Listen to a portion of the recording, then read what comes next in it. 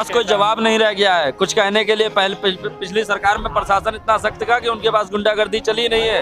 अगर उनकी सरकारें बनती तब गुंडागर्दी चलती, हमारी सरकारों में गुंडागर्दी नहीं। आपका कहना है कि विपक्ष को शांत कर दिया? विपक्ष बिल्कुल शांत है आज की डेट में। अब उनके पास बोलने के कुछ कोई मुद्दा नहीं बचा है। भाजपा के मुद्दे काटना है उनको। भाजपा के पास जो इश्यूज हैं, जो जिस पे पॉलिसीज पे काम कर रही है, उन पॉलिसीज को फेल साबित करना, उनको गलत साबित करना, ये उनके पास मुद्दे हैं। उनके पास अपने कोई इश्यूज नहीं है। विपक्ष के समाजवादी पार्टी के नेता अखिलेश यादव जी तो लगातार कह रहे हैं कि जो योगी सरकार काम कर रही है वो उनका ही काम है, इस पर क्या कहें? अगर उनका काम होता तो उन्होंने पहले क्यों नहीं किया था? उन्होंने भी कैची मिल जाती, उन्हें कैची मंगवाने की जरूरत नहीं पड़ती। सरकार हमारी काम करती है, हमें काम किया है तभी जनता ने दोबारा सरकार बनाने का मौका दिया है। आज काम किया होता, उन्होंने कहा था काम बोलता है, काम बोलता तो सरकारें बनती। काम बोला नहीं इसलिए सरकार ने बनी है, और ये काम दिखा है तभी सरकार दोबारा बनी है।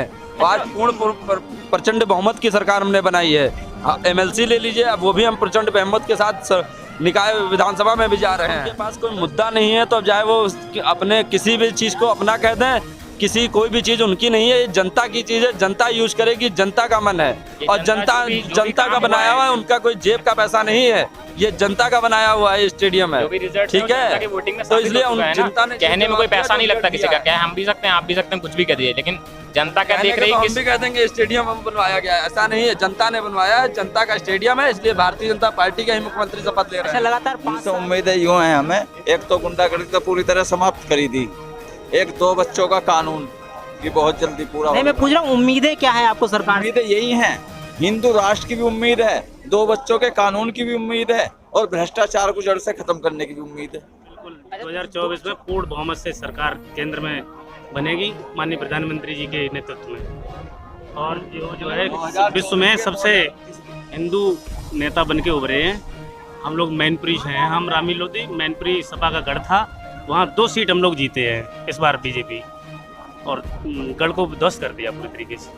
मतलब कि आप कहना है कि अब गुंडा राज खत्म होने का? हाँ, गुंडागर्दी थी, वहाँ वसूली होती थी, लोगों को टैक्स देना पड़ता था, गाड़ियों पे जबरदस्ती पैसे लिए जाते थे। तो हम लोग जो है वहाँ सब एकत्रित होके और पूरा हिंदू एक साथ गया, और 2 सीटें भारतीय जनता पार्टी जीती, एक सदर 207 विधानसभा और 108 भोगां विधानसभा, 107 108। अच्छा, ये मैनपुरी और कन्नौज के हारने का कोई दूसरा और भी रीजन है? क्या रीजन रहा? समाजवादी पार्टी मैनपुरी और कन्नौज अपने इन जिलों में भी अपनी पकड़ नहीं बना पाई, इसलिए कि वो केवल यादव लोगों को देखते हैं, बाद बाकी किसी के साथ लेके चलते नहीं है। भारतीय जनता पार्टी सबका साथ, सबका विकास और सबका विश्वास के साथ काम करती है। सभी छोटे वर्गों को लेके, मध्यम वर्ग को लेके सबके साथ काम करती है, और सारे लोग उनके साथ हैं। ऐसा है, उनका एम बाई का सूत्र था, तो वो एम बाई सूत्र मुसलमान और यादव, अब एम बाई इसलिए टूट गया है कि एम बाई योगी जी और मोदी जी, ये एम बाई फिट हो गया पूरा, इसलिए ख़त्म कर दिया।